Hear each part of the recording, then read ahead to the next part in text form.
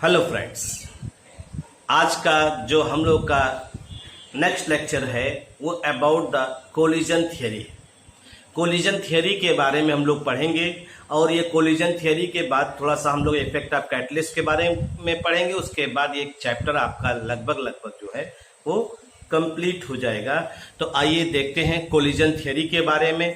तो कुछ एक सिंपल कोलिजन थियरी की बात करेंगे, कुछ एक बातें सिंपल कोलिजन थियरी के बारे में बात करेंगे। तो आइए देखते हैं क्या क्या चीजें क्या क्या बता रहा है ये। तो सबसे पहली चीज, कोलिजन थियरी को 1916 टू 1918 के बीच में जो है इसको प्रपोज किया था मैक्स ट्राउज एंड विलियम लेविस ने। मैक्स ट्राउज एंड विलियम लेविस ने जो है 1916 टू 1918 के बीच में इसको प्रपोज किया था। और कोलिजन थियरी में ये कहा गया है कि रिएक्टेंट मॉलिक्यूल को कोलाइड करना है। बिना कोलिजन के रिएक्टेंट मॉलिक्यूल प्रोडक्ट में कन्वर्ट नहीं हो सकते। ये एक सिंपल कॉन्सेप्ट। तो और आप जानते हैं ये जो आपका कोलिजन थियरी है, जिसे हम लोग पढ़ते हैं kinetic molecular theory of gases, उसी पर बेस्ड है। यानी collision theory is based on kinetic molecular theory of gases. इसमें कुछ एक पॉइंट को हमने यहाँ पे लिया है, कंसीडर किया है। और यहाँ पे जो रिएक्टेंट मॉलिक्यूल है ये कंसीडर किया है कि वह हार्ड स्फीयर के रूप में कंसीडर हो। देखिए, reactants are made up of molecules. Reactants जो है मॉलिक्यूल्स के द्वारा बने हैं, which are assume to be hard sphere. Molecules जो है वो हार्ड स्फीयर की तरह कंसीडर।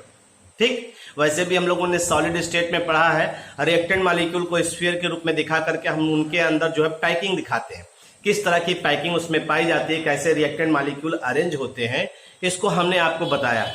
दूसरा point, molecules always in state of random motion and hence go on colliding with one another. Molecule जो है कंटिन्यूअस मोशन में रहते हैं।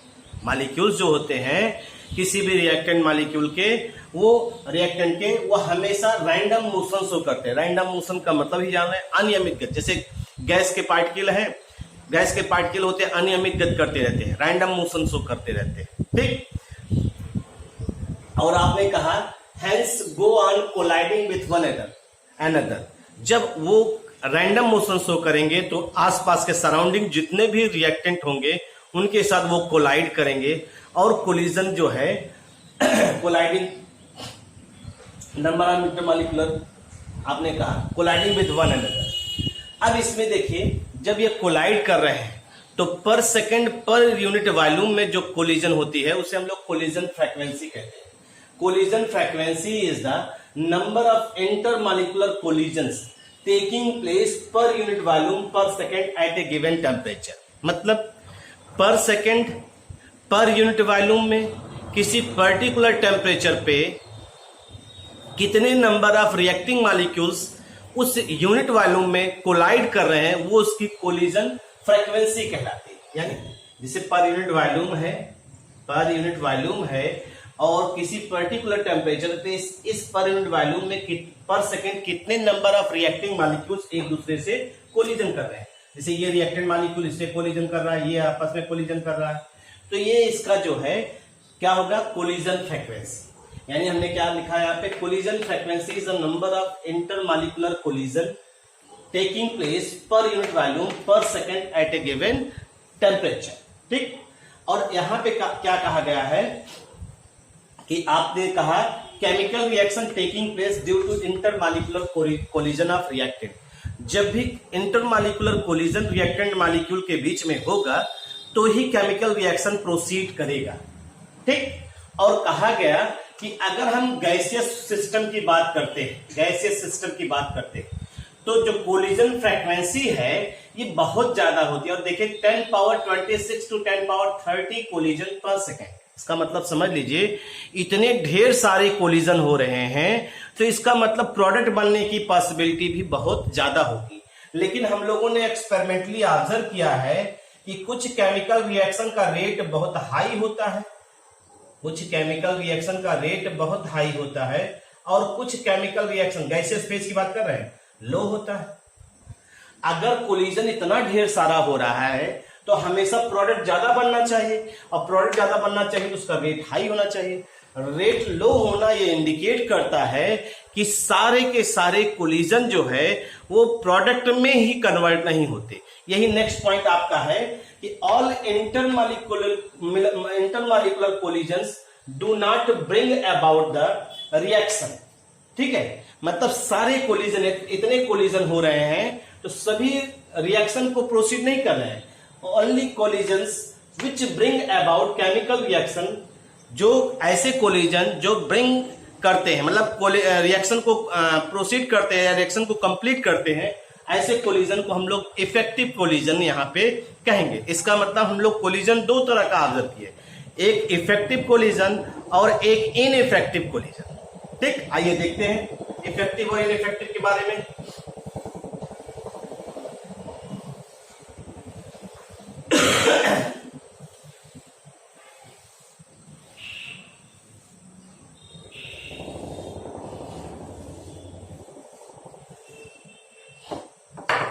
तो हमने कहा there are two types of collision,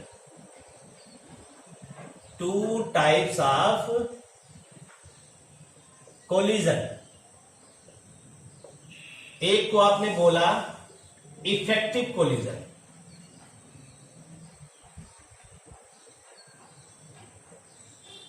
और दूसरे को आपने बोला इनइफेक्टिव कोलिजन।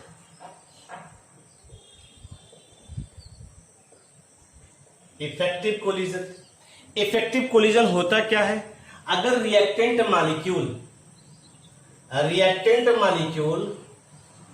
कोलाइड करें, ये क्या करें? कोलाइड करें, और कोलाइड करने के बाद अगर वो प्रोडक्ट में कन्वर्ट हो जा रहे हैं तो इस कोलिजन को हम लोग इफेक्टिव कहेंगे। यानी क्या कहा हमने? रिएक्टेंट मॉलिक्यूल कन्वर्ट हो जाए प्रोडक्ट में तो ये हो जाएगा आपका इफेक्टिव। और यहां पे इनइफेक्टिव में क्या कह रहे हैं हम? रिएक्टेंट मॉलिक्यूल कोलाइड करें, कोलाइड होगा, कोलिजन होगा, can't form product, can't form product, product का फॉर्मेशन ये नहीं करेंगे। ठीक, तो इसका मतलब है रिएक्टेंट मॉलिक्यूल ये प्रोडक्ट में कन्वर्जन इनका नहीं होगा, प्रोडक्ट में कन्वर्जन इनका नहीं होगा। इस तरह के कोलिजन को हम लोग इनइफेक्टिव कोलिजन कहते हैं। ठीक, जैसे हमने आपसे कहा ना कोलिजन हो रहा है, कोलिजन जैसे हमने पेन का ही एग्जाम्पल लिया, ये मार्कर है, मार्कर का एग्जाम्पल लिया, तो मार्कर का एग्जाम्पल लेने में आप देखिए ये कोलिजन हो रहा है। ठीक, लेकिन कोलिजन होने के बाद ये एक बार ऐसे कोलिजन हो रहा है, प्रोडक्ट बन गया, मतलब पेन को बंद होना था, मार्कर को बंद होना था, ये मार्कर बंद हो गया, यानी कंप्लीट हो गया। अब ये इसके बीच में कोलिजन नहीं होगा। तो वही चीज है यहाँ पे कि कोलिजन ढेर सारे होते हैं लेकिन सारे कोलिजन इफेक्टिव नहीं होते हैं। अभी आपको इसका रीजन भी बताते हैं कई चीज लेकर के। तो ये आपका इफेक्टिव इनइफेक्टिव कोलिजन हुआ। अब अगर हम लोग इसी को ऑब्जर्व करें तो इफेक्टिव कोलिजन के बारे में ही पढ़ना है, तो हम लोग इफेक्टिव को ही लेकर चलते हैं। फॉर इफेक्टिव कोलिजन, अगर इफेक्टिव कोलिजन की हम लोग बात करें, there are two factors responsible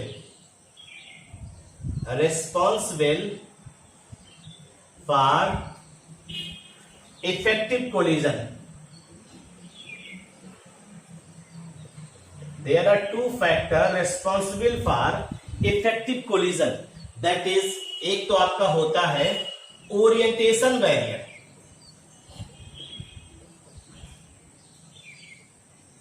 orientation barrier या ओरिएंटेशन फैक्टर, और दूसरा होता है एनर्जी बैरियर, एनर्जी बैरियर।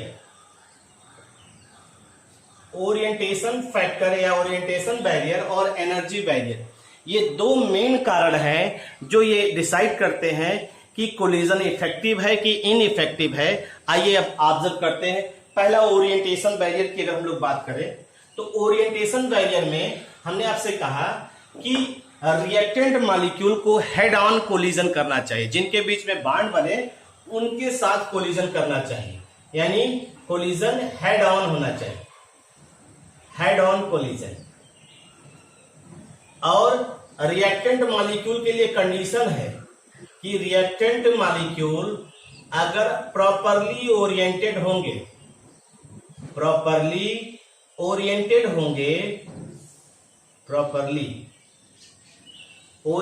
होंगे तो ही वो क्या करेंगे, देन दे फॉर्म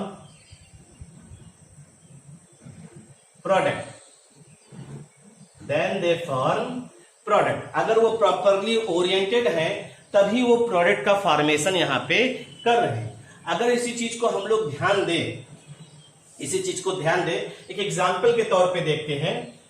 एग्जाम्पल देखिए, NO2 plus CO gaseous molecule ले रहे हैं और ये बना रहा है NO गैसियस और प्लस CO2 गैसियस,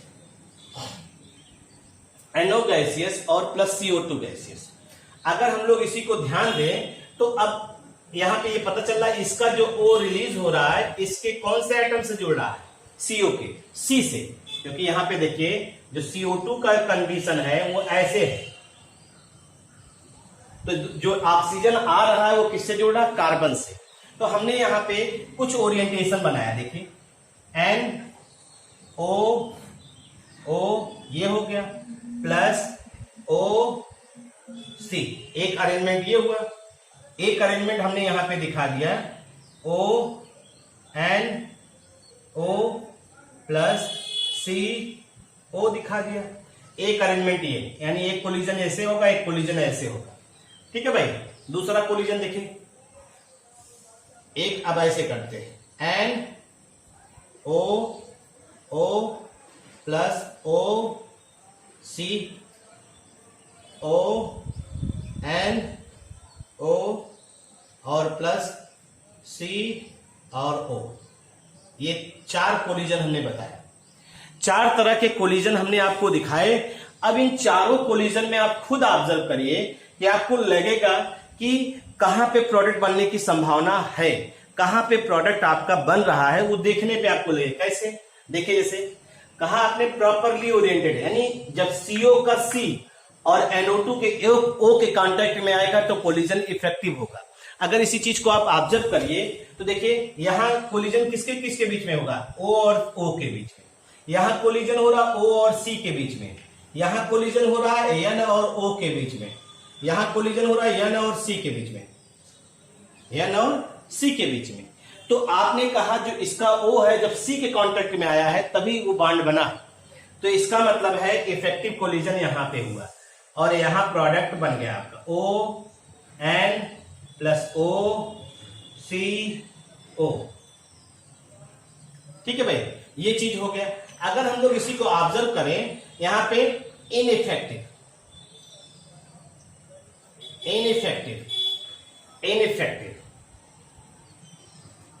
और यहां पे कौन सा है, इफेक्टिव कोलिजन।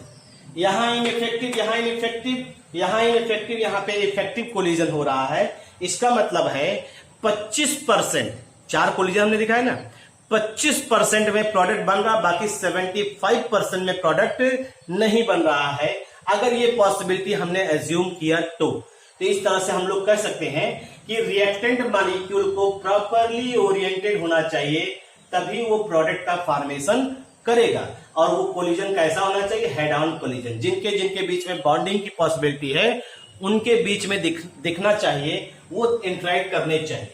आइए एक और एग्जांपल लेते हैं, आपको समझाने का प्रयास करते हैं। जैसे आपने पढ़ा होगा न्यूक्लियोफिलिक सब्स्टिट्यूशन रिएक्शन पढ़ा होगा, न्यूक्लियोफिलिक सब्स्टिट्यूशन रिएक्शन बुक में दिया भी गया एग्जांपल, तो उसको हम लोग लेकर के चलते हैं, उसी से समझने का प्रयास करते हैं।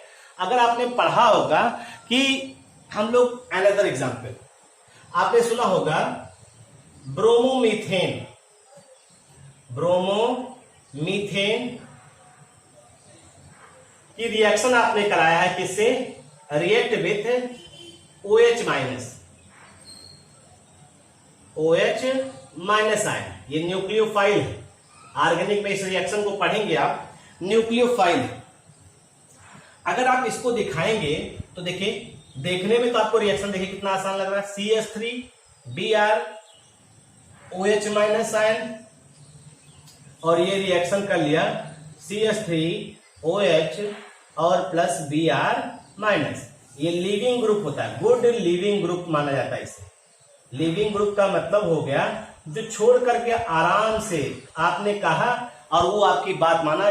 OH ने Br से कहा भाई हम आना चाहते हैं, हम जुड़ना चाहते हैं कार्बन से, आप जाइए, हम मैनेज कर लेंगे, तो Br अपना चुपचाप निकल गया, तो उसे हम लोग गुड लीविंग ग्रुप कहते हैं। रिएक्शन देखने में बहुत आसान आपको लग रहा है, लेकिन यहाँ प्रोबेबिलिटी देखिए इसकी।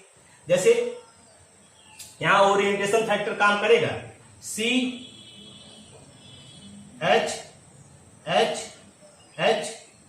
Br और प्लस OH माइनस, यही तो है।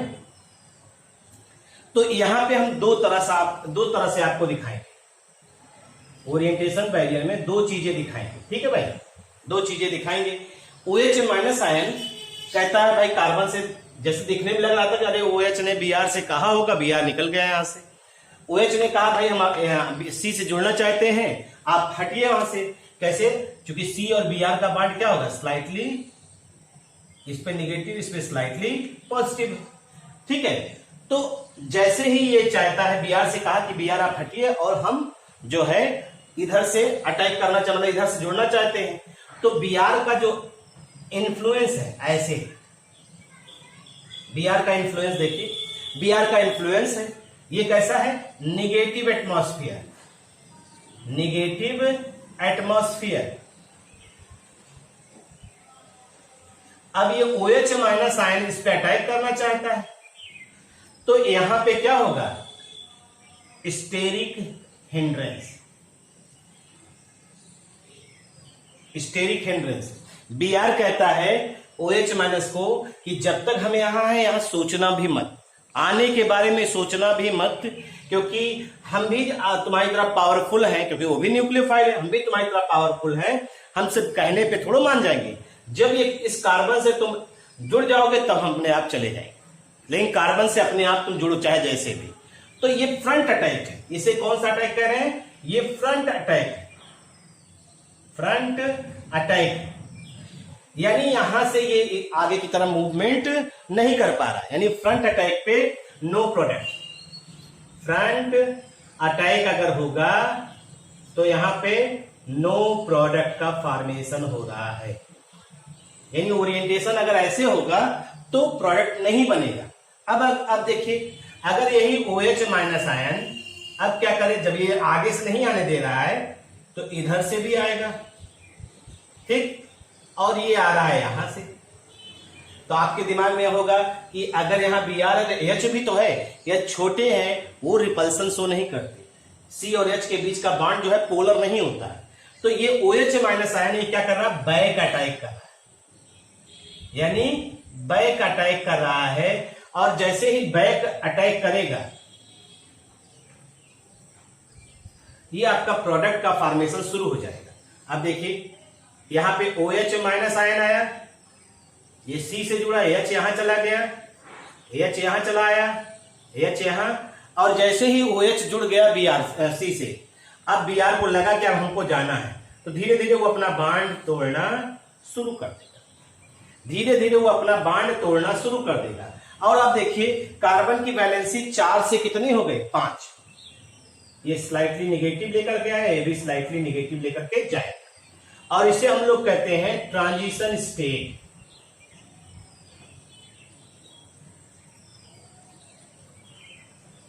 इसे हम लोग क्या कहते हैं, ट्रांजिशन स्टेट कहते हैं भाई, ठीक। अब ये ट्रांजिशन स्टेट हो गया।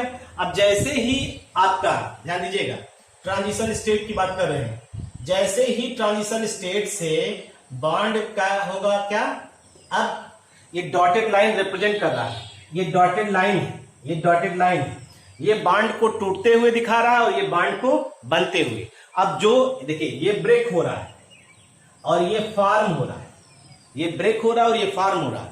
अब हम लोग ये कहते हैं जो हो रहा है उसे होने दीजिए, यानी जो टूट रहा है उसे टूटने दीजिए और जो बन रहा है उसे बनने दीजिए। तो ट्रांजिशन स्टेट से यही होगा। देखिए OH इधर से जुड़ गया, अब C जो है हाइड्रोजन अपने जो है पोजीशन को, ओरिएंटेशन को थोड़ा चेंज करेगा और ये इसे पलट जाएगा और ये हो जाएगा Br माइनस।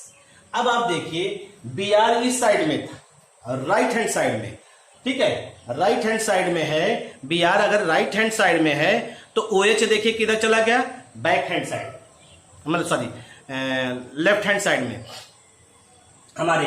तो देखिए इसके जस्ट अपोजिट आ रहा है। अगर हम लोग इसको ऑब्जर्व करें तो ये उल्टा हो गया। उल्टा को हम लोग क्या कहते हैं, इन्वर्जन। उल्टे को ही हम लोग क्या कहते हैं, इन्वर्जन हो गया। जैसे हमने क्या कहा था, छाता है, छाता ऐसे है, तेज हवा चली और तेज हवा चलने पर ये उल्टा हो जाए, इस तरह से ये उल्टा हो जाए, ये इन्वर्जन हो गया। तो ओरिएंटेशन चेंज हुआ। और ये भी एक एग्जाम्पल है आपका ओरिएंटेशन बैरियर का, कि अगर ये फ्रंट से अटैक कर रहा तो नहीं है, लेकिन बैक से अटैक किया तो प्रोडक्ट बनने की प्रोबेबिलिटी है। तो कहने का मतलब है कोलिजन ये भी हो रहा है, कोलिजन ये भी हो रहा है, लेकिन यहां प्रोडक्ट नहीं बन रहा है और यहां प्रोडक्ट का फॉर्मेशन बैक अटैक से हो रहा है। तो ये आपका ओरिएंटेशन बैरियर है। तो इसका मतलब है कि रिएक्टेंट मॉलिक्यूल प्रॉपरली ओरिएंटेड होने चाहिए, तभी कोलिजन इफेक्टिव होता है। आइए और चलते हैं दूसरा फैक्टर।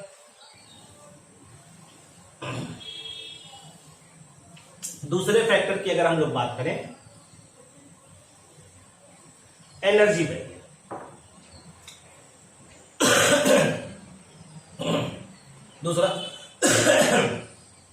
दूसरा फैक्टर है energy barrier.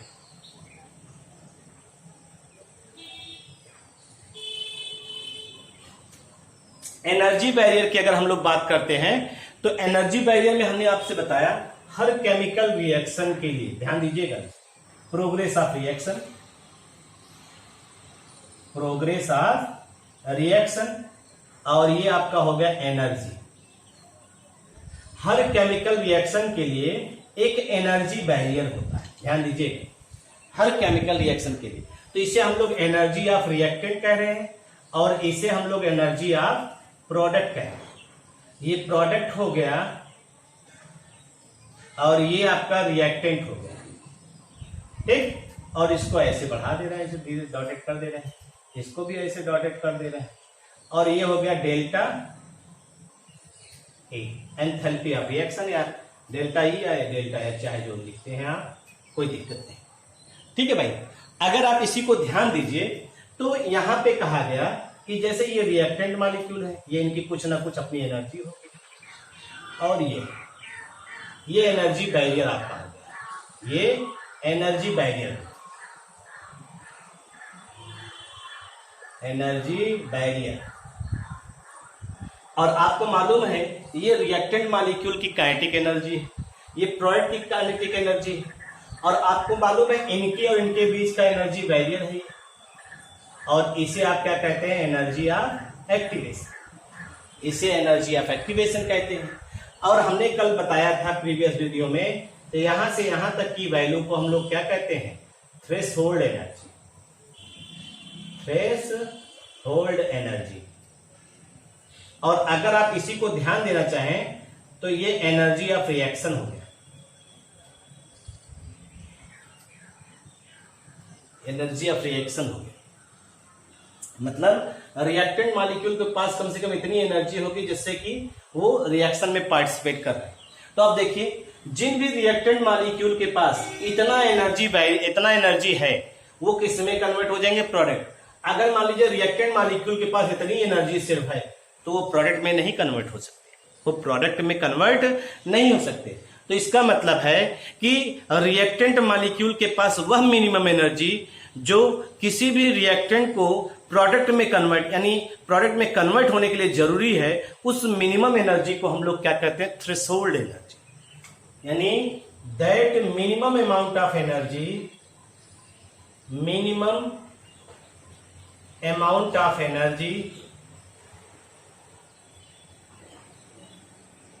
which a reactant molecule must possess to cause effective collision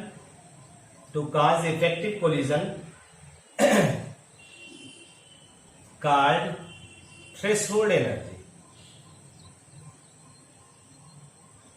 threshold energy यानी रिएक्टेंट मॉलिक्यूल के पास वह मिनिमम एनर्जी जो किसी भी रिएक्टेंट मॉलिक्यूल को किस में कन्वर्ट होने के लिए जरूरी है, प्रोडक्ट में कन्वर्ट होने के लिए जरूरी है, that is called threshold energy. इस चीज को आप इस तरह से एक्सप्लेन कर सकते हैं, डिफाइन कर सकते हैं।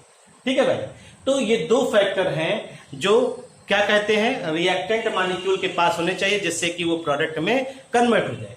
अब अगर कोई एक फैक्टर नहीं लागू होता तो वो इफेक्टिव कोलिजन नहीं होगा।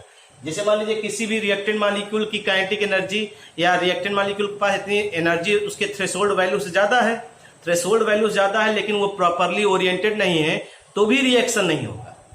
और अगर प्रॉपरली ओरिएंटेड है, उसकी एनर्जी थ्रेशोल्ड एनर्जी से कम है, तो भी कोलिजन इफेक्टिव नहीं होगा। तो ये दो फैक्टर मिला करके ये रिस्पॉन्सिबल होते हैं कि कौन सा कोलिजन इफेक्टिव होगा, कौन सा कोलिजन इफेक्टिव नहीं होगा, ये चीज बताने के लिए भाई। ठीक है भाई, अब इसके बाद हम लोग चलते हैं कोलिजन थियरी को देखते हैं। तो सिंपल कोलिजन थियरी के बारे में आपने बताया, ठीक, कैसे कैसे क्या होता है। कोलिजन थियरी की अगर हम लोग बात करते हैं तो हमने आपसे कहा कि अगर हम किसी बाई मॉलिक्यूलर की बात करते हैं, for a bimolecular elementary reaction, bimolecular elementary reaction ले रहे हैं, एलिमेंट्री रिएक्शन ले रहे हैं, बाई मॉलिक्यूलर एलिमेंट्री रिएक्शन ले रहे हैं। जैसे देखिए, जैसे हमने कहा ए और बी है और ये आपस में कोलाइड कर रहे हैं, किसमें कन्वर्ट हो जा रहे हैं, प्रोडक्ट। ए और बी आपस में रिएक्शन में पार्टिसिपेट कर रहे हैं और ये किसमें कन्वर्ट हो जा रहे हैं, प्रोडक्ट में। ठीक, और हमने यहां पे कंडीशन क्या मांगी है कि रिएक्टेंट का जो मोलर कंसंट्रेशन है वो हमने मान लिया 1 मोल पर लीटर, 1 मोल पर लीटर लिया है भाई, 1 मोल पर लीटर लिया हुआ है, ध्यान रखिएगा। रिएक्टेंट का जो मोलर कंसंट्रेशन है 1 मोल पर लीटर है। ठीक, और जो नंबर ऑफ कोलाइडिंग मॉलिक्यूल पर सेंटीमीटर क्यूब है वो आपने क्या कहा है, एफ है। सॉरी, हमने क्या कहा, number of colliding molecule, number of colliding molecule per second in per unit volume, वो क्या है, वो जेड है, कोलिजन फ्रीक्वेंसी जिसे आपने कहा, जिसे आपने क्या कहा, कोलिजन फ्रीक्वेंसी कहा है। ठीक है, और हम ये मान लेते हैं यह जो है, यह एक टर्म ले रहे हैं, एफ जो है ये fraction of molecule, fraction of molecules हैं, फ्रैक्शन ऑफ मॉलिक्यूल्स है जिनकी energy more than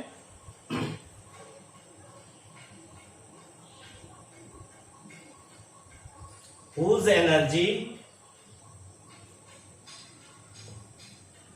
more than threshold value, threshold value, जो थ्रेशोल्ड एनर्जी है, ऐसे एफ जो है वो फ्रैक्शन ऑफ मॉलिक्यूल्स है जिनकी energy more than threshold value है।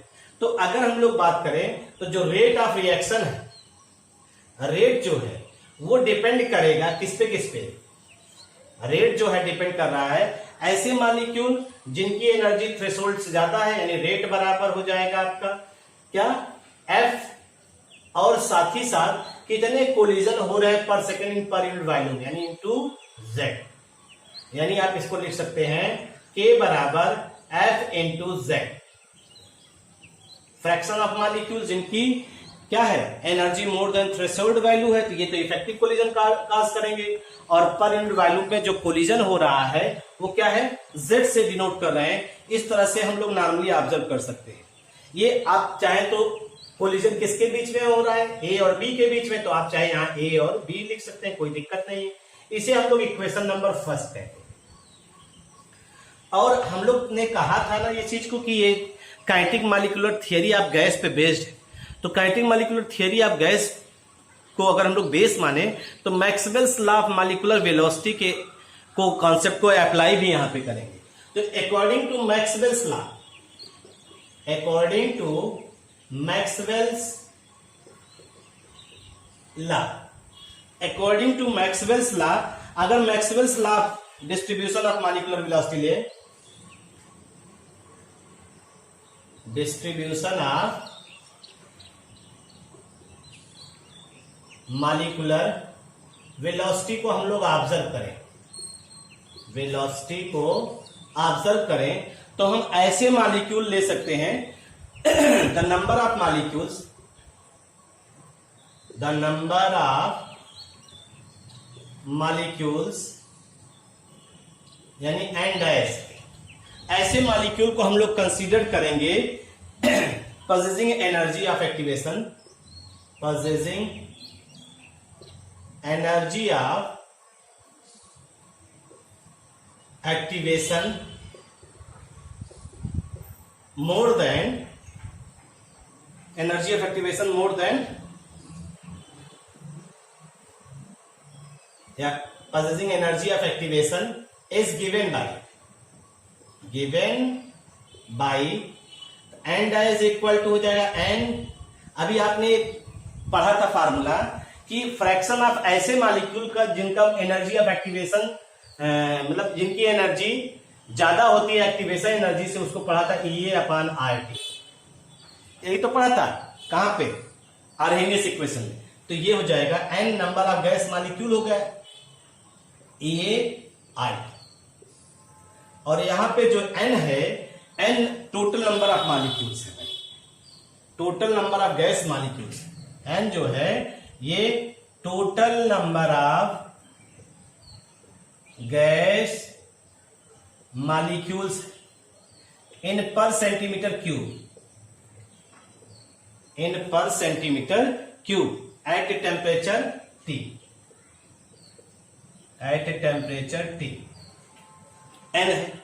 अगर हम इसी फ्रैक्शन को निकालना चाहें, इसी फ्रैक्शन को निकालना चाहें, तो इस आधार पे हम लोग इसको क्या कह सकते हैं, देखिए सिंपल सा आ रहा है, बहुत इत्मीनान से आ जाएगा आपका। एफ जो है, आपको एफ चाहिए ना, कितने फ्रैक्शन ऑफ मॉलिक्यूल्स जो है जिनकी एनर्जी एनर्जी ऑफ एक्टिवेशन से ज्यादा है, तो टोटल मॉलिक्यूल्स कितने हैं एन, उसमें एन डैश की एनर्जी क्या है, वो थ्रेशोल्ड एनर्जी से ज्यादा एनर्जी ऑफ एक्टिवेशन। तो अगर हम लिख लें तो नंबर ऑफ एक्टिवेटेड मॉलिक्यूल कितने हैं, नंबर ऑफ एक्टिवेटेड मॉलिक्यूल कितने हैं ये निकाल लें, अपान कितना नंबर ऑफ मॉलिक्यूल्स आपने लिया है, नंबर ऑफ मॉलिक्यूल्स कितना लिया, यानी टोटल नंबर ऑफ मॉलिक्यूल्स कितना आपने लिया है। तो ये तो मालूम ही है आपको कितना मॉलिक्यूल लिया है, आपने मॉलिक्यूल लिया है, एक्टिवेटेड मॉलिक्यूल थे एन डैश, और लिया कितना है एन। अगर इसी को रख दें आप वैल्यू में, तो एन डैश की वैल्यू यहां निकाला ही है, तो ये आ जाएगा EN e की पावर EA/RT अपान एन, तो ये आ जाएगा E की पावर EA/RT।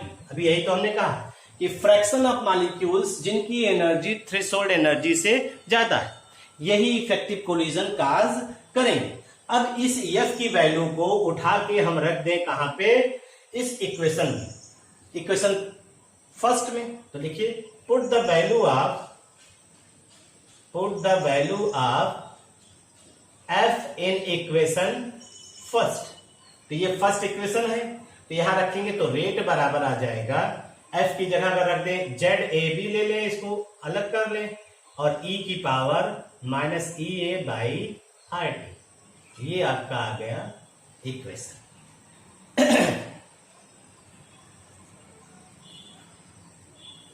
और जो आपका F आपके यहां पे लिए थे, फैक्टर F को हम लोग क्या कहते हैं, फैक्टर F जो है ये बोल्ट्जमैन फ्रैक्शन है, बोल्ट्जमैन फ्रैक्शन है या फैक्टर है, बोल्ट्जमैन फ्रैक्शन या फैक्टर है, जिसको हम लोग नॉर्मली ऑब्जर्व करते हैं। तो ये इक्वेशन आ गया आपका भाई, ठीक है भाई, ये इक्वेशन आ गया। अब इस इक्वेशन को हम लोग कंपेयर किससे कर सकते हैं, आर्हेनियस इक्वेशन। देखिए दोनों मिल जाएंगे आपको। अगर आप ध्यान दीजिए तो आपको ये चीज मिल रही है, अगर आप कंपैरिजन कर दें इसको, देखिए अभी आपको दिखा रहे हैं कंपैरिजन हम लोग करने चल रहे हैं, और कंपैरिजन किससे कर रहे हैं? आर्हेनियस इक्वेशन से। अगर इसी को आप कंपैरिजन करिए, comparison with Arrhenius equation, Arrhenius equation, अगर आर्हेनियस इक्वेशन से कंपैरिजन करेंगे तो आप देखिए वहां निकाला था k इज इक्वल टू ए ई की power E A by R T, यही तो है। दोनों इक्वेशन को देखिए, दोनों इक्वेशन आपके आइडेंटिकल है। इसे इक्वेशन नंबर 2 मान ले रहे हैं और इसे यहां पे इक्वेशन नंबर 3 मान ले रहे हैं, ठीक है भाई। Equation 2 and 3 are identical, 2 and 3 are identical, एक ही जैसा है ना। ए जो है वो जेड ए बी के बराबर हो जाए, ए जो है जेड ए बी के बराबर हो जाए तो दोनों इक्वेशन आइडेंटिकल हो जाएगा। और जेड क्या देता है?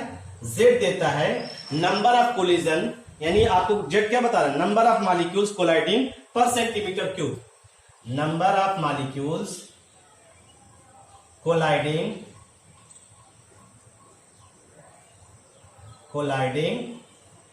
पर centimetre cube. Per centimetre cube में कितने number of reacting molecules collide करते हैं इन पर सेकेंड, इन पर सेकेंड, ठीक। अगर आप इसको ध्यान दीजिए तो ये जेड है, number of molecules colliding per centimetre cube in पर, ठीक है। और ये ट्वाइस होता है, ये किसका? ये ट्वाइस होता है, इज ट्वाइस, ये ट्वाइस होता है। ट्वाइस अभी हम आपको बताते हैं ट्वाइस किस हिसाब से ले रहे हैं। Twice the number of collision, twice the number of collision, number of collision पर सेकेंड, पर second in per unit volume, पर यूनिट वॉल्यूम, ठीक। और ए को हम लोग क्या कहते हैं? फ्रीक्वेंसी फैक्टर कहते हैं, समझ लीजिए। यहां कह रहा कितने मॉलिक्यूल कोलाइड कर रहे हैं, कोलाइड, कोलिजन की बात कर, समझिएगा। जैसे कोलिजन होगा तो कम से कम 2 मॉलिक्यूल है, कोलिजन होने में 2 मॉलिक्यूल की जरूरत पड़ती, ठीक। और ये इसीलिए कहा जा रहा है कि जो कोलिजन फ्रीक्वेंसी है वो देखिए, एक कोलिजन में 2 रिएक्टेंट मॉलिक्यूल, तो इसीलिए इसको ट्वाइस कर दिया गया है। नंबर ऑफ मॉलिक्यूल्स कितने हैं? तो कितने मॉलिक्यूल्स हो गए? 2, और कोलिजन कितना होगा? 1। तो ये इसीलिए इसको कहा गया है कि एक कोलिजन में चूंकि 2 मॉलिक्यूल यूज करते हैं, तो यहां पे हम लोगों ने ये पर यूनिट वॉल्यूम में जो नंबर ऑफ मॉलिक्यूल्स की बात की है, नंबर ऑफ मॉलिक्यूल्स यानी नंबर ऑफ कोलिजन पर सेकंड पर यूनिट वॉल्यूम को ए कहते हैं, वो फ्रीक्वेंसी फैक्टर है। और जो कोलिजन हो रहा है, कोलिजन और मॉलिक्यूल्स की संख्या दोनों डिफरेंट होता है। कोलिजन अगर 1 है तो मॉलिक्यूल्स की संख्या 2 हो, ये ध्यान रखिएगा, इसीलिए इसको कहा गया यहां पे। अब देखिए, जैसे हम लोगों ने कहा ये चीजें कहा ना, अगर इसी चीज को हम लोग ऑब्जर्व करें तो जो इक्वेशन आपका आया है, इस इक्वेशन में एक फैक्टर का आप इंट्रोडक्शन करेंगे। जैसे हमने आपसे कहा during collision of molecule, during collision of molecule,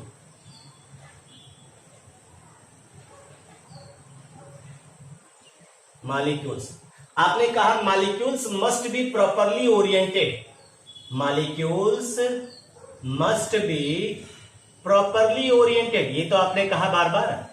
अगर वो प्रॉपरली ओरिएंटेड नहीं है तो प्रोडक्ट नहीं बनेगा भाई, प्रॉपरली ओरिएंटेड। तो इसलिए यहां पे हम लोग इक्वेशन नंबर जो आपने लिया 2, उसमें हम लोग एक टर्म यूज करेंगे। हेंस इन इक्वेशन सेकेंड एक टर्म इंट्रोड्यूस्ड, एक टर्म इंट्रोड्यूस करने चल रहे हैं, दैट इज, कौन सा टर्म है? That is steric factor, that is steric factor. और वो स्टेरिक फैक्टर को हम लोग अप्लाई करेंगे, वो क्या है? Is steric factor is P, P को इंट्रोड्यूस करेंगे, या प्रोबेबिलिटी फैक्टर जिसे जो भी कहें आप, ठीक। तो अगर हम लोग इसी को ध्यान दें in case of complex reaction, अगर रिएक्शन कॉम्प्लेक्स होगा तो वहां पे ये ओरिएंटेशन बैरियर जो है बहुत इंपॉर्टेंट रोल प्ले करता है भाई। इक्वेशन सेकंड में बी रिटेन एज, अभी आपने लिखा है, क्या लिखा था, k is equal to ZAB e की पावर EA पर RT, ये लिखा था ना। अगर इसी को हम लोग लिख देते, यहां एक टर्म यूज कर दें P को हम लोग कहते हैं प्रोबेबिलिटी, P को हम लोग कहते हैं प्रोबेबिलिटी फैक्टर या स्टेरिक फैक्टर। ठीक, P को हम लोग क्या कहते हैं, प्रोबेबिलिटी और steric factor, steric factor, probability और स्टेरिक फैक्टर कहते हैं, और इसका इस्तेमाल हम लोग नॉर्मली करते हैं। ये कॉम्प्लेक्स रिएक्शन में यूज होगा भाई, लेकिन अगर मान लीजिए सपोज करिए कोई केमिकल रिएक्शन हो रहा हो और उस केमिकल रिएक्शन में नंबर ऑफ एटम्स क्या हो, सिर्फ एटम्स का इन्वॉल्वमेंट हो, फॉर ए रिएक्शन, ध्यान दीजिएगा, for a reaction involving atoms, अगर एटम का इन्वॉल्वमेंट है तो वहां P की वैल्यू क्या हो जाएगी, यूनिटी हो जाएगी, P यूनिटी हो जाएगा, और P यूनिटी हो जाएगा तो वहां प्रोबेबिलिटी फैक्टर की जो है जरूरत आपको नहीं पड़ेगा, ये ध्यान रखिएगा। ठीक है, और P का जो है हम लोग नॉर्मली कहते हैं, P का बहुत important role, very important role in biological reaction, important role in biological reaction, biological reaction का में बहुत ज्यादा इसका इंपॉर्टेंट होता है। Biological reaction involving large molecule की बात हम लोग कर रहे हैं। ठीक है, वहां पे इसका बहुत इंपॉर्टेंट रोल है, जिसको नॉर्मली हम लोग ऑब्जर्व करते हैं। और यहां पे ये कहा गया कि देखिए, इस कोलिजन थियरी का सीरियस ड्रॉबैक भी है कि आपने यहां रिएक्टेंट मॉलिक्यूल हार्ड स्फीयर मान लिया और उसके स्ट्रक्चरल एस्पेक्ट्स को छोड़ दिया, है। ये इसका एक सीरियस ड्रॉबैक भी है, जिनको हम लोग कंसीडर करते हैं ट्रांजिशन स्टेट थियरी में, वो आगे चल के पढ़ेंगे। ठीक, तो ये आपका जो है कोलिजन थियरी से रिलेटेड बातें हैं। ठीक, हेलो फ्रेंड्स, आज का हम लोग जो लास्ट टॉपिक है इस चैप्टर का केमिकल काइनेटिक्स का, वो पढ़ने चल रहे हैं इफेक्ट ऑफ कैटलिस्ट। ये बीच में छूट भी गया था, जिनको हम लोग नॉर्मल ऑब्जर्व करने चल रहे हैं। इफेक्ट ऑफ कैटलिस्ट, कैटलिस्ट आप जानते हैं क्या होता है, पहले कैटलिस्ट के बारे में जान लीजिए। कैटलिस्ट वह फॉरेन मटेरियल है जो किसी भी रिएक्शन मिक्सचर में जब आप ऐड करते हैं तो रिएक्शन की स्पीड को इनिशिएट करता है, डिक्रीज भी करता है, इंक्रीज करता है, लेकिन हम यहाँ बूस्ट करने वाले कैटलिस्ट की बात कर रहे हैं, रिएक्शन की स्पीड को बढ़ा देता है। तो आखिर ऐसा क्या कारण है कि कैटलिस्ट जो है किसी भी रिएक्शन की स्पीड को बूस्ट करता है, यानी इंक्रीज करता है? क्या ऐसे रोल है उसका, क्या ऐसा इन्वॉल्वमेंट है जिसकी वजह से ऐसी सिचुएशन क्रिएट होती है? तो आइए उसके बारे में पढ़ते हैं। कुछ हम केमिकल रिएक्शंस लेते हैं और ये देखते हैं रूम टेम्परेचर पे उनका रिएक्शन नहीं हो रहा। सपोज करिए रूम टेम्परेचर पे नहीं हो रहा है, लेकिन जैसे ही हमने उसमें फाइनली डिवाइडेड कैटलिस्ट मिलाया, वो रिएक्शन होने लगा, यानी विगोरस कंडीशन में होने लगा, विगोरसली। जैसे हमने क्या कहा कि जैसे सपोज करिए 2H2 plus O2 gives 2H2O। अब ये रिएक्शन हो रहा, can't occur at room temperature. ठीक है भाई, लेकिन अगर हम इसी को ध्यान दें यही, और अगर हमने यहां पे कैटलिस्ट मिला दिया, catalyst finally divided platinum use कर लीजिए, प्लैटिनम, तो ये आपका रिएक्शन हो जाएगा 2H2 plus O2 in the presence of platinum, ये बन जाएगा 2H2O। अब ये रिएक्शन विगोरसली टेक्स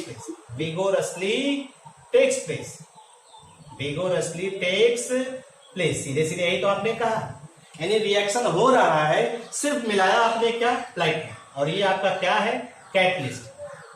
ठीक है भाई, जैसे आपने पढ़ा है decomposition of potassium chlorate, potassium chlorate का डिकम्पोजिशन होता है तो KCl बनता है और प्लस PO2 बनता है। अगर आप यहाँ मैग्नीज डाइऑक्साइड जो ब्लैक पाउडर होता है, आपने देखा होगा ड्राई सेल में, इसको अगर हीट करिए तो ये रिएक्शन को एक्सेलरेट कर देता है, एक्सीलरेट कर देता है, रिएक्शन की स्पीड को एक्सेलरेट कर देता है, बढ़ा देता है। ऐसा क्या कारण है कि ये सब्सटेंस जो है रिएक्शन की स्पीड को बढ़ा दे रहे हैं, रिएक्शन की स्पीड को यानी रेट ऑफ रिएक्शन को चेंज कर दे रहे हैं, रिएक्शन तेजी से होने लग रहा है। क्या ऐसा कारण है? आइए इसी को ऑब्जर्व करते हैं, इसी को देख करके समझने का प्रयास करते हैं क्या चीजें होती है। तो इसको समझने के लिए हमने एक बगल में जो है आपको ग्राफ बनाया हुआ है और उसी से समझने का प्रयास करिए। जैसे हमने दिखाया है, इधर एनर्जी दिखा दिया, इधर प्रोग्रेस ऑफ रिएक्शन दिखाया। यहां ये एनर्जी ऑफ रिएक्टेंट हो गया और ये एनर्जी ऑफ प्रोडक्ट हो गया। देखने पे ही पता चल रहा है प्रोडक्ट की एनर्जी कम है, रिएक्टेंट की एनर्जी ज्यादा है। तो आप जानते हैं अगर आप रिएक्शन देखना चाहें तो डेल्टा ई बराबर क्या आ जाएगा, EP माइनस ER। रिएक्टेंट की एनर्जी ज्यादा है तो डेल्टा ई की वैल्यू क्या हो जाएगी, निगेटिव। इसका मतलब ये कैसा रिएक्शन है, एक्सोथर्मिक रिएक्शन है। तो यहाँ पे ये चीज दिखाई दे रही है। तो ये इस तरह का ग्राफ आपको मिलेगा तो आप आइडिया लगा सकते हैं रिएक्शन कैसा है। तो हम लोग देख रहे हैं रिएक्टेंट की कुछ ना कुछ एनर्जी है, ठीक। आपने कहा ये एनर्जी बैरियर है, ये आपका क्या है, एनर्जी बैरियर। हर केमिकल रिएक्शन के लिए एक एनर्जी बैरियर है, इसे हम लोग एनर्जी ऑफ एक्टिवेशन कह रहे हैं। अगर रिएक्टेंट मॉलिक्यूल इस एनर्जी बैरियर को पार करे तो वो किसमें कन्वर्ट हो जाए, प्रोडक्ट में, ठीक। अगर एनर्जी बैरियर यानी एनर्जी ऑफ एक्टिवेशन बहुत ज्यादा है तो रिएक्टेंट मॉलिक्यूल प्रोडक्ट में कन्वर्ट ही नहीं हो पाए, रिएक्टेंट मॉलिक्यूल। तो हमने दिखाया कि यहाँ पे ये इस तरह से चल रहा है और हमने यहाँ दिखाया ये प्रोडक्ट आपका बन रहा है। In the absence of catalyst की बात हो रहा है, ये प्रोडक्ट बन रहा है इस स्टेज पे। फिर हमने कहा कि जैसे ही आपने देखे विदाउट कैटलिस्ट की बात हो रही है, यहाँ विदाउट कैटलिस्ट की बात हो रही है।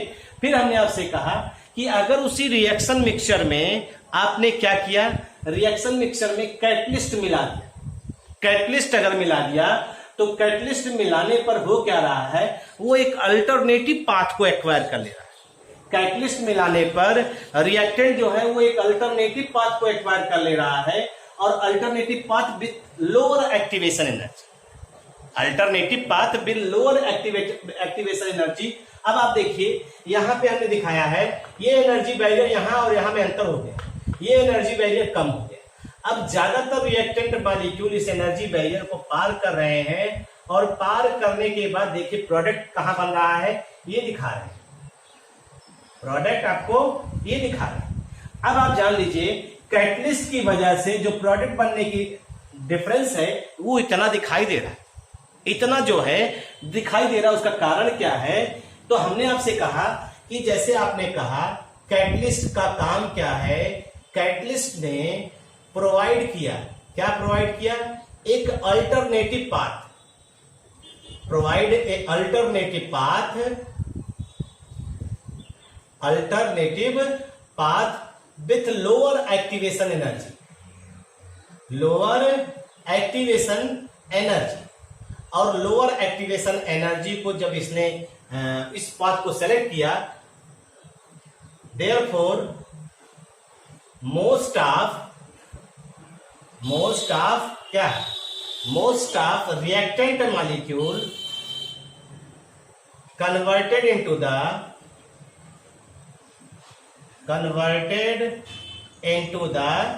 प्रोडक्ट। ज्यादातर रिएक्टेंट मॉलिक्यूल कन्वर्ट हो जाएंगे किसमें, प्रोडक्ट में। Reactant molecule converted into the product, ये चीज हो जाती।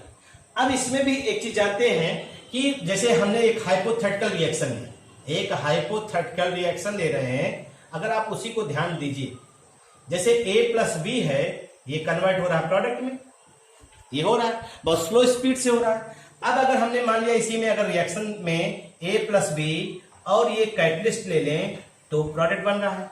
तो देखिए हाइपोथेसिस क्या मतलब इस हाइपोथेटिकल कॉन्सेप्ट क्या हम ले रहे हैं कि यहाँ पे जो रिएक्टेंट मॉलिक्यूल है वो कैटलिस्ट के साथ कभी कभी रिएक्शन में पार्टिसिपेट करते हैं और कैटलिस्ट रिएक्टेंट के साथ मिलकर के एक इंटरमीडिएट कॉम्प्लेक्स का फॉर्मेशन करता है और उस इंटरमीडिएट कॉम्प्लेक्स में एक टेम्पोररी बॉन्ड का फॉर्मेशन करता है। जैसे देखिए यहाँ पे ए और ये बी आपस में रिएक्शन किए सी के साथ और एक टेम्पोररी बॉन्ड का फॉर्मेशन होगा।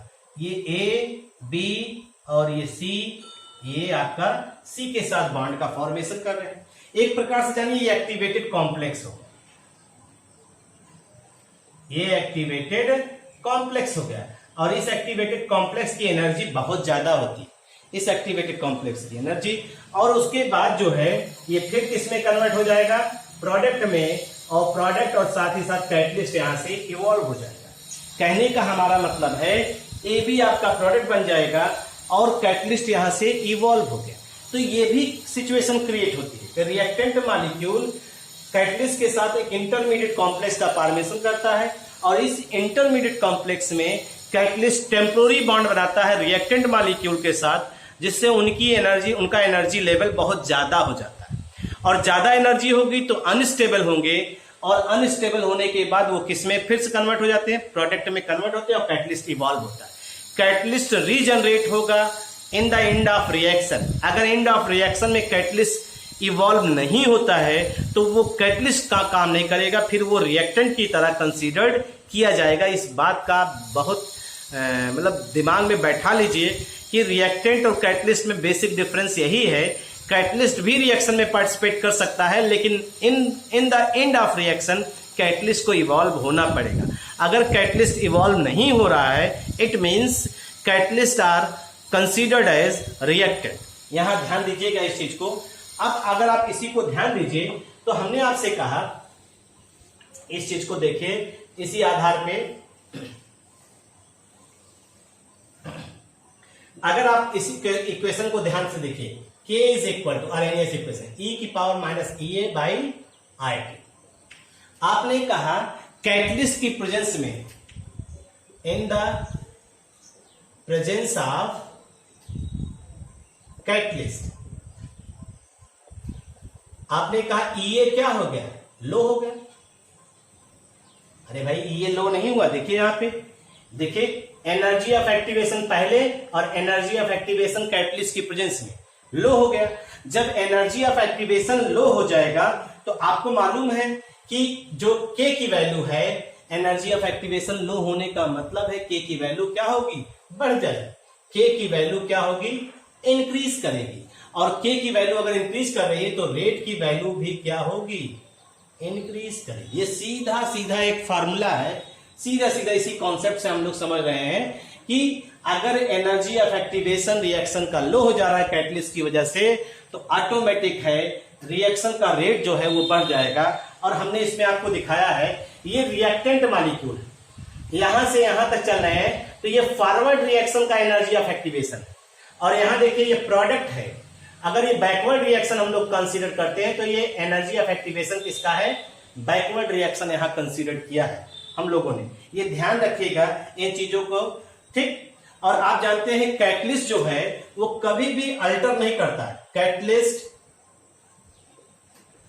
ये भी बहुत पूछा जाता है, does not alter the delta H और डेल्टा ई ऑफ रिएक्शन। जो डेल्टा एच और डेल्टा ई ऑफ रिएक्शन है उसको कभी भी अल्टर नहीं करता, ये ध्यान रखिएगा। कैटलिस्ट कभी भी does not alter delta G of reaction, delta G पर भी इंपैक्ट नहीं डालता, ये ध्यान रखिएगा। Catalyst does not alter equilibrium constant के को भी ये कभी भी इन्फ्लुएंस नहीं करता है, ये हमेशा आप ध्यान रखिएगा। और कैटलिस्ट का जो है हम लोग ज्यादातर इस्तेमाल कहां, बायोकेमिकल रिएक्शन में। Influence mostly in biochemical reaction, in biochemical reaction, enzyme catalyse जो होता है, जहां एंजाइम यूज करते हैं वर्ड, एंजाइम कैटलाइज। ठीक है भाई, कैटलिस्ट की। और कैटलिस्ट के बारे में एक ये भी कहा जाता है कि कैटलिस्ट जो एनर्जी ऑफ एक्टिवेशन को चेंज कर देता है, तो वहां पे जो इसकी वैल्यू होती है, किसकी, जो K2 और K1 की वैल्यू से रिलेशन जो निकलता है, कितने टाइम्स चेंज हो जाता है, इसको भी हम लोग ऑब्जर्व करते हैं। देखिए, अगर आपसे पूछे जाए कि जैसे आपने कहा K इज इक्वल टू, आपने एक फार्मूला लिखा Arrhenius equation, K is equal to क्या होता है, ए की power E minus EA by RT। तो अगर हम लोग लिखें K1 बराबर E की पावर EA बाई R2, और हमने लिख दिया K2 बराबर E की पावर माइनस EA, यहां कैटलिस्ट लिख दिया, बाई RT।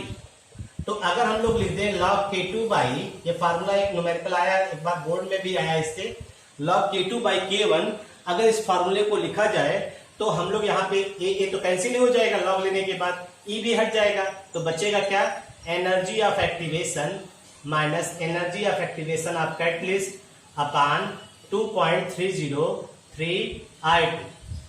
ये एक फार्मूला होता है जिनका हम लोग इस्तेमाल करते हैं नॉर्मली ऑब्जर्व करने के, और इसी पे एक छोटा सा न्यूमेरिकल देख करके इसको हम लोग जो है फिर खत्म करते हैं। एक क्वेश्चन दिया गया है इस तरह से कि एनर्जी ऑफ एक्टिवेशन दिया गया 60 किलो जूल पर मोल, एनर्जी ऑफ एक्टिवेशन कैटलिस्ट की प्रेजेंस में दिया है 50 किलो जूल पर मोल, और टेम्परेचर दिया गया है एट 300 केल्विन। पूछ रहा है कि K2 बाई K1 इसकी वैल्यू पूछ रहा है, K2 बाई K1 पूछ रहा है। इसको आप सॉल्व कर लीजिए, यहां पे सीधा सीधा आ जाएगा log K2 by K1 is equal to, ये आ जाएगा किलो जूल में 60 इंटू 1000, यानी 60,000 माइनस 50,000 और अपान 2.303 इंटू आर की वैल्यू 8.314 इंटू 300। इसको अगर आप सॉल्व करेंगे तो ये लगभग आता है 1.7, अगर आप सॉल्व करिएगा तो आपको मालूम होगा 1.741 log K2 बाई K1। अगर इसको और इसका एंटी लॉग देख करके आप निकालिए, और एंटी लॉग में आया है 55 पॉइंट समथिंग, 50.5.08 टाइम्स।